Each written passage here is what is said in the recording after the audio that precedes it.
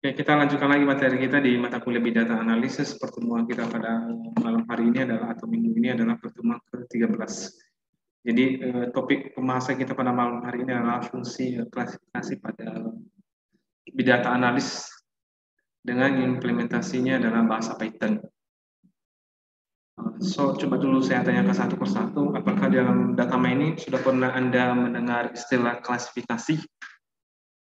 Oke, sama si Sartika Julianti, dengar suara saya, Sartika?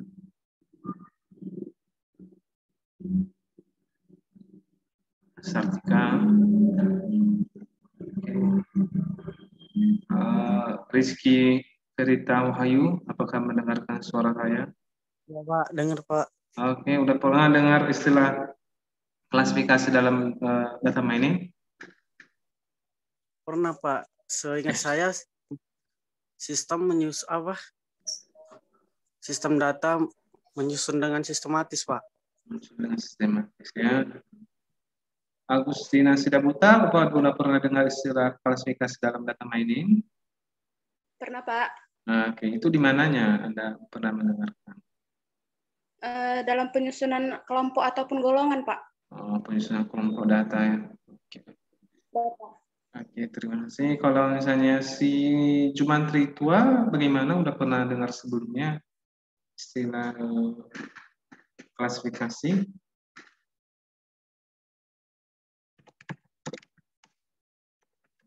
Jumantri, dengar suara saya Jumantri?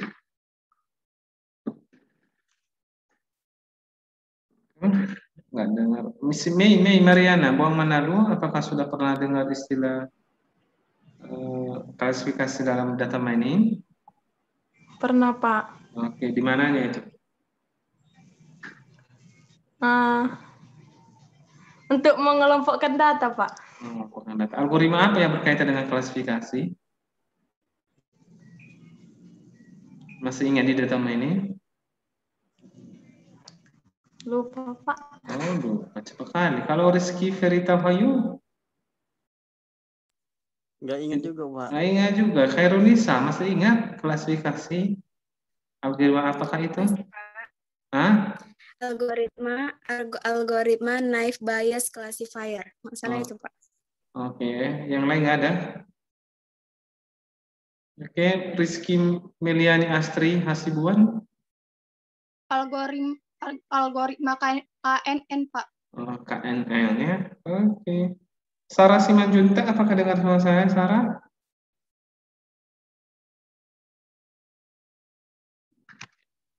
Jadi klasifikasi dalam data mining kan sudah pernah kita mempelajari ya. Dalam data mining itu ada 8 fungsi data mining. Yang pertama adalah deskripsi, di mana algoritma tersebut seperti a priori, dan efek grow dan lain sebagainya.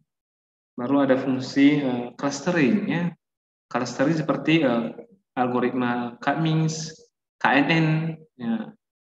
Baru ada fungsi klasifikasi ya. Klasifikasi itu contohnya algoritma C45, C50, algoritma chart, ID tree ya. Sebelumnya udah pernah kita pelajari ya. Kalau C45 udah pernah ya. Termasuk algoritma nearest network ya. Itu fungsi klasifikasi. Selanjutnya baru ada algoritma regresi ya. Seperti regresi linear tunggal atau regresi linear berganda. Setelah itu ada asosiasi seperti algoritma asosiasi. Jadi kurang lebih ada dalam data mining itu ada 6 fungsi data miningnya. Salah satunya itu klasifikasi. Pernah kita pelajari di algoritma C45, mudah-mudahan masih ingat ya. Jadi hasil dari algoritma C45 itu adalah apa hasil akhirnya? Siapa ini? Si Sylvia Stemora. Apa hasil akhir dari algoritma C45? Sylvia? Ya Pak, sebentar ya Pak. Iya, sebentar.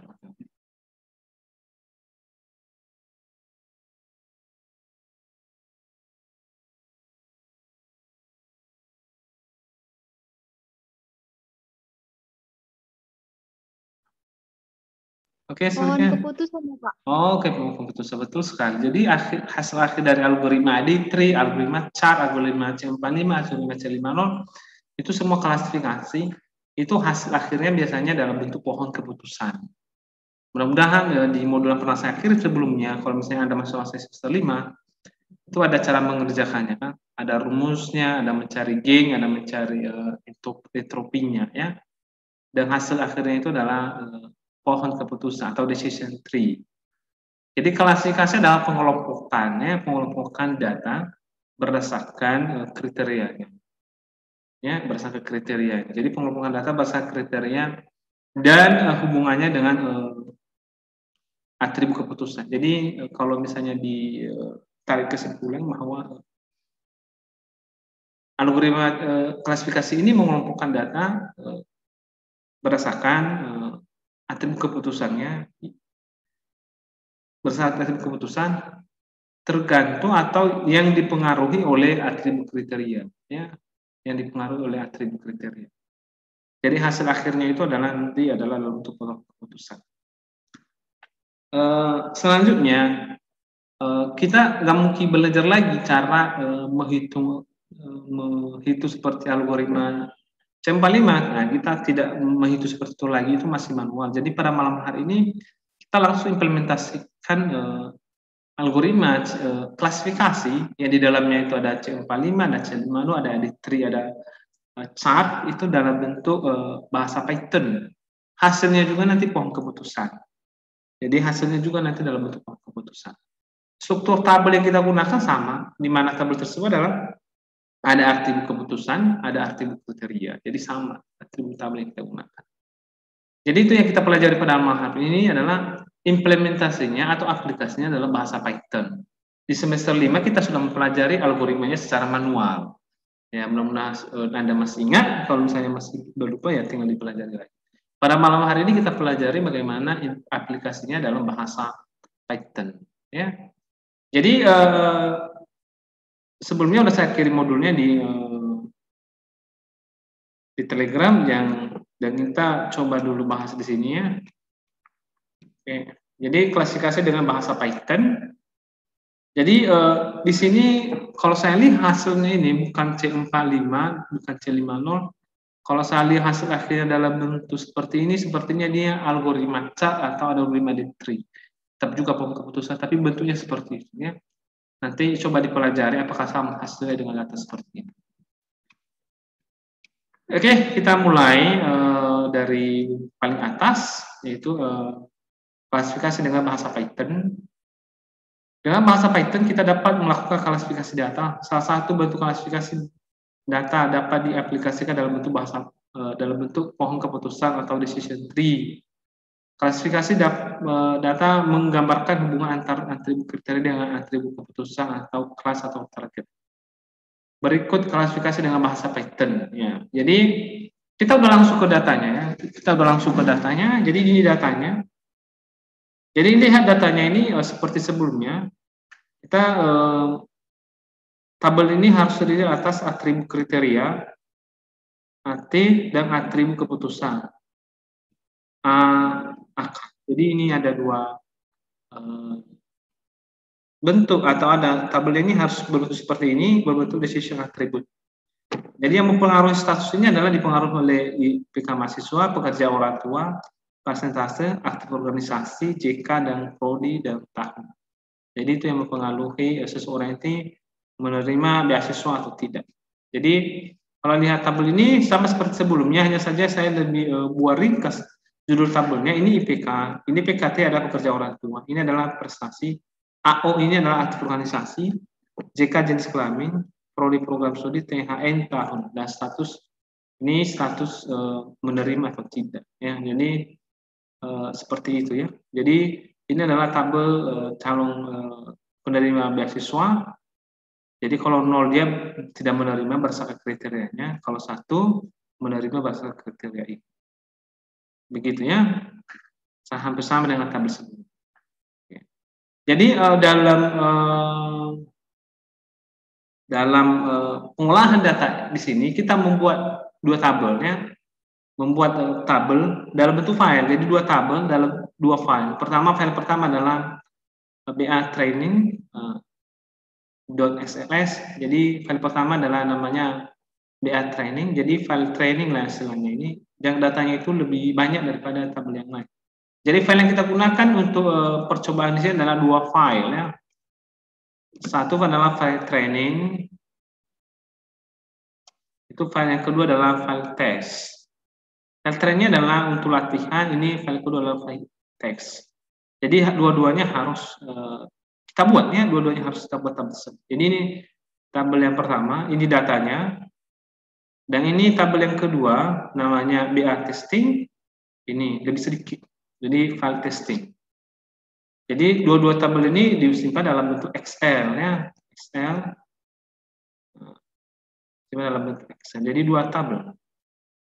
Tabel pertama tadi saya ulangi adalah BA training, dan kedua adalah BA testing. Jadi kedua file ini kita simpan di dalam satu folder atau satu folder dengan file bahasa pemrogramannya. Jadi kedua file ini BA training dan BA testing satu tempat atau satu folder atau di dalam directory yang sama. Begitu juga struktur tabelnya harus sama, kriterianya seperti ini. Begitu juga keputusannya seperti ini ya. Jadi artinya tabel itu kita bagi dua.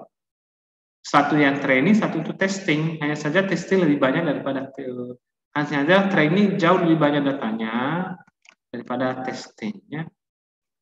Jadi mungkin ada pertanyaan kenapa harus dua file? Perlu kita dua file adalah untuk menguji keakurasi antar data, antar tabel yang satu dengan tabel yang lain, atau antara tabel atau data testing dengan tabel training. Jadi kita menguji. Sebenarnya nanti yang tergambarkan dalam pohon keputusannya ini hanya ini sebenarnya. Jadi untuk testing ini untuk apa kita testing ini? Untuk menguji keakurasi hasil dari file training yang kita gunakan. Jadi untuk gunanya apa dua file. Selanjutnya file yang ekstensinya Excel ini kita konversi dalam bentuk CSV ya. Yang mudah-mudahan sudah dipelajari semuanya CSV ya. Itu formatnya dua-dua file tersebut dan kita simpan di dalam folder yang sama. Oke. Jadi kalau dari dalam CSV seperti ini dia ya, ini juga di sini.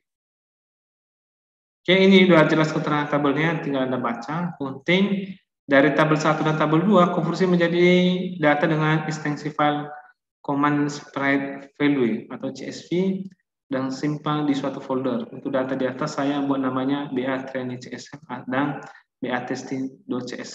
Jadi dua file ya. Jadi kedua file tersebut saya simpan di dalam folder yang sama. Selanjutnya saya ketik kode programnya. Oke, ketik kode programnya. Untuk kode programnya kita langsung aja melihatnya di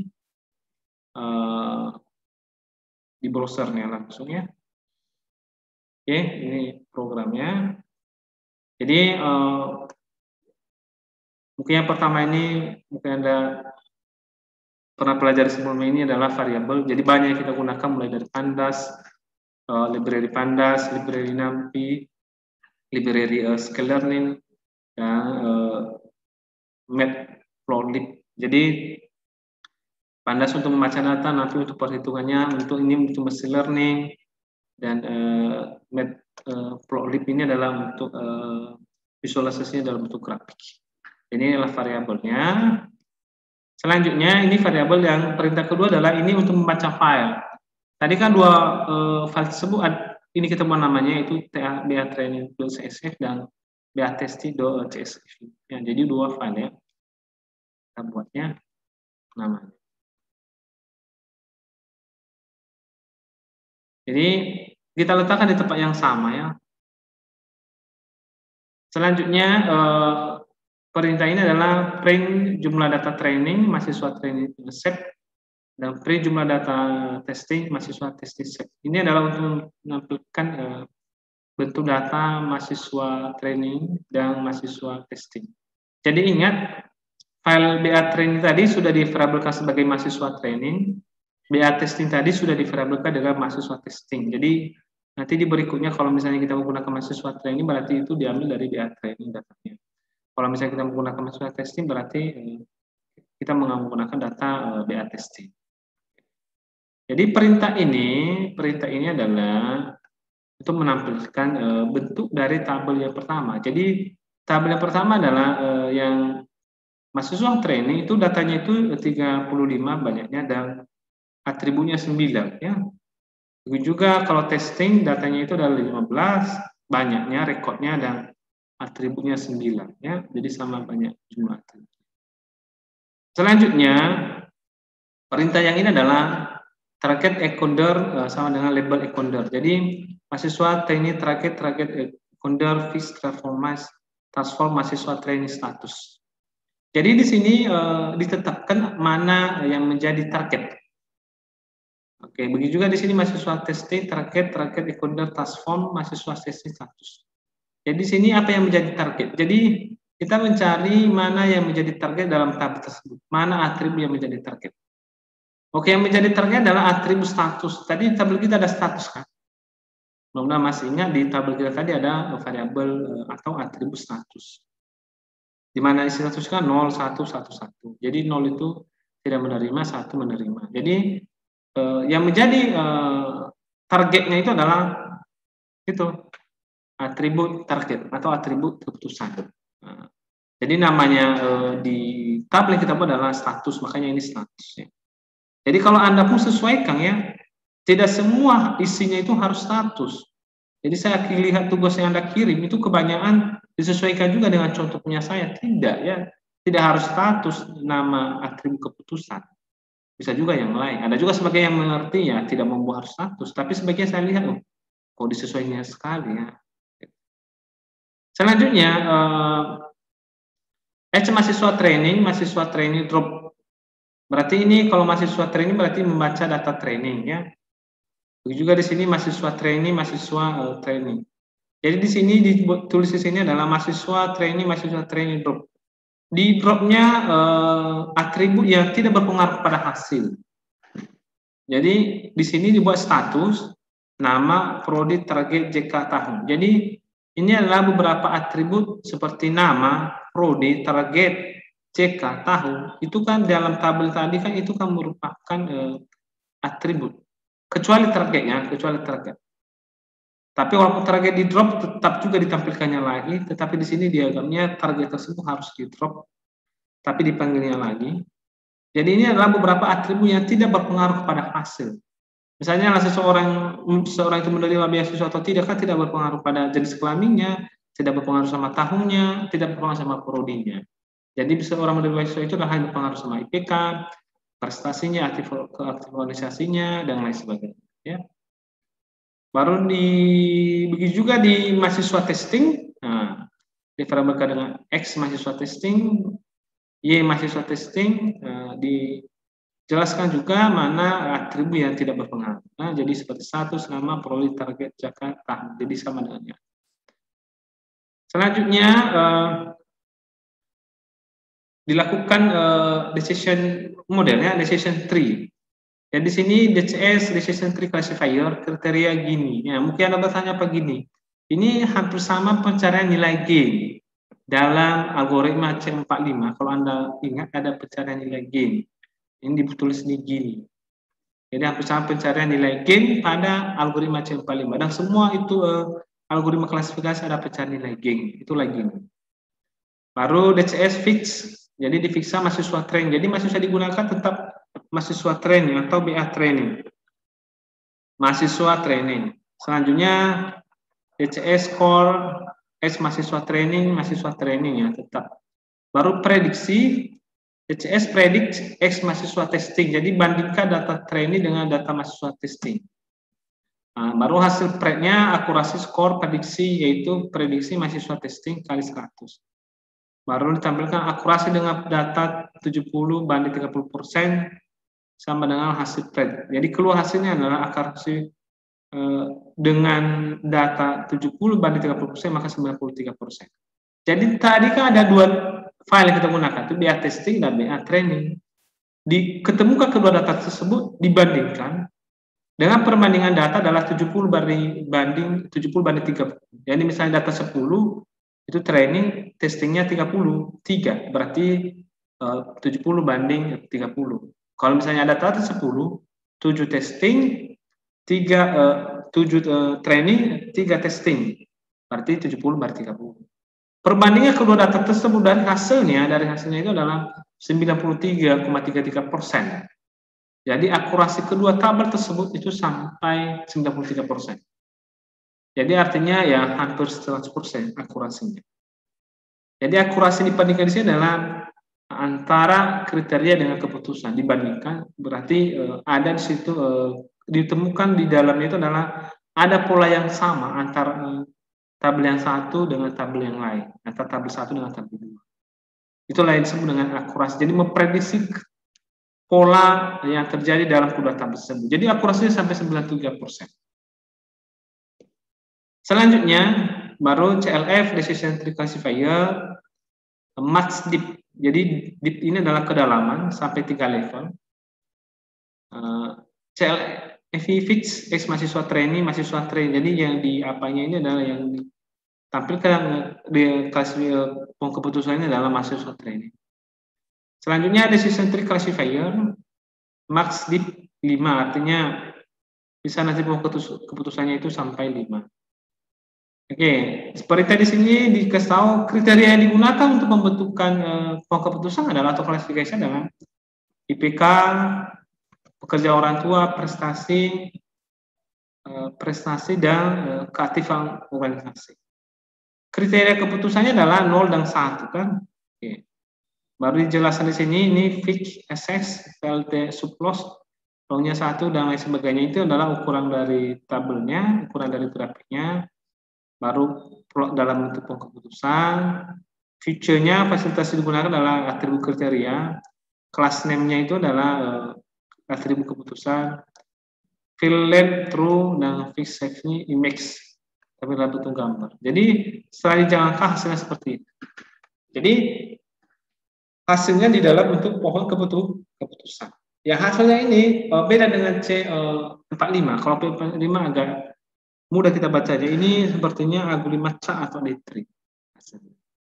Jadi hasilnya tetap dalam tabel pohon keputusan. Jadi tabel yang kita gunakan tadi yang banyak, tadi yang kita gunakan, yang kita bahas, ini hasilnya. Jadi kalau Anda lihat di sini jadi prestasi yang menjadi akar nodanya, yaitu IPK.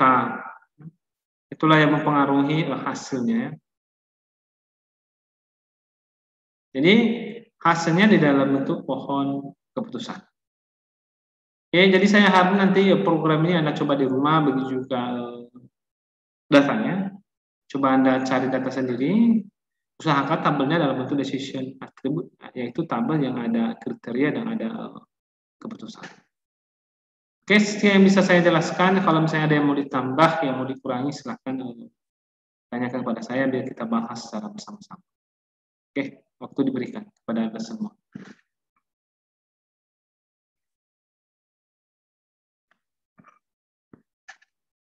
Halo, suara saya. Santo Manula, bisa dipahami? Lumayan, Pak. Santi Manula, sama-sama. Ini Santo Santi, ini satu kembaran atau bersaudara atau apa ini? Satu kelas itu, Pak. Satu kelas ya? Juga. Satu marga juga? Juga. Bersaudara? Saudara kandung? Enggak, Pak. Kembar? Ya. Enggak, Pak. Cuma satu marga aja. Karena namanya Santi Santo. Biasanya kembar seperti itu ya. Baru saya nampak setelah saya lihat di Zoom Anda berdampingan, ini Santo Santi ini ya. Atau Santi Santo. Suruh pindah dia, Pak. Marganya sama pula kan? Kebetulan aja, Pak. Kebetulan. Oke, silakan bertanya. Ini kita udah masuk ke data. Ya, silakan ditanyakan.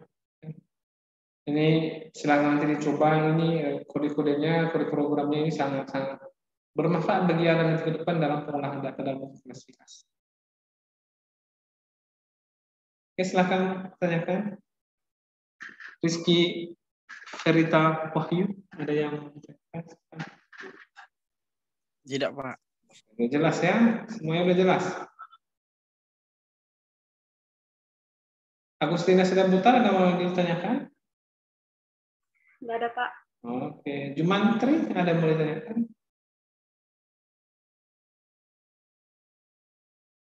William, ada mau ditanyakan William? Juga. Sarah Simanjuntak. Ada yang ditanyakan Sarah? Oke, yakin nggak ada ya? Oke, saya juga berharap seperti itu. Mudah-mudahan tidak ada. Tetap saya berharap, walaupun misalnya kita belajar Zoom, Anda tetap mengulanginya lah. Tetap mengulanginya di rumah. Jangan sampai Anda abaikan materi ini. Oke, sekian yang pertemuan kita.